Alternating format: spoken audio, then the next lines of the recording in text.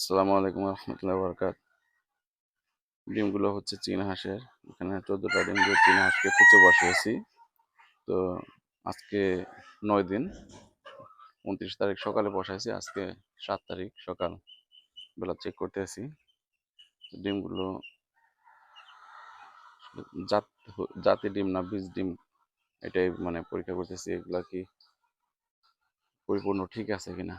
তো প্রথম যে ডিমটা নিলাম আমি হাতে, এই ডিমটা রক্ত জমা, তার মানে এটা বীজ ডিম বা ভালো ডিম। তো এটার থেকে বাচ্চা উঠবে। আর চীন হাঁস যখন কুচে বসে দেখে নিজের শরীরের পশম নিজেই উঠিয়ে ডিমের চারপাশে দিয়ে রাখছে। তো এইভাবে মানে ডিম নিয়ে কুচে বসার একটা নমুনা আর কি চীন হাঁসের। তো আমি আরেকটা ডিম নিয়ে চেক করি। তো দেখা যাক ডিম এর ভিতরে কি অবস্থা। তো ডিমটা আমার হাতে যে ডিমটা আছে, তো এটার চারদিকে সাদা, তার মানে এটা আসলে নষ্ট ডিম বা বীজ ডিম না। তো এটা আমি সাইডে রেখে দিলাম। তো পরবর্তীতে একটা চেক করে দেখি এটা কি অবস্থা।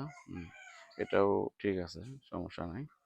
তো যেটা বলছিলাম আর কি, আপনারা আপনাদের ডিমগুলো কিভাবে চেক করেন, কারো জানা থাকলে কমেন্টে জানাবেন। আমি যেভাবে চেক করতেছি এটা সঠিক কিনা এটাও আমাকে জানাবেন। তো আমি যেভাবে চেক করতেছি এভাবে দেখতে পারতেছি যে না, আসলে আমার সবগুলা ডিমের ভিতরেই রক্ত জমাট। তো এগুলো আর কি আমার মনে হইতেছে বীজ ডিম আর কি।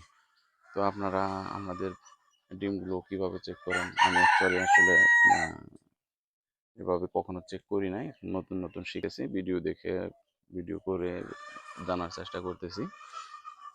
তো যাই হোক, ভালো থাকবেন সবাই। চীন হাঁসের ডিম দিয়ে বসাইলাম, দোয়া রাখবেন সবাই।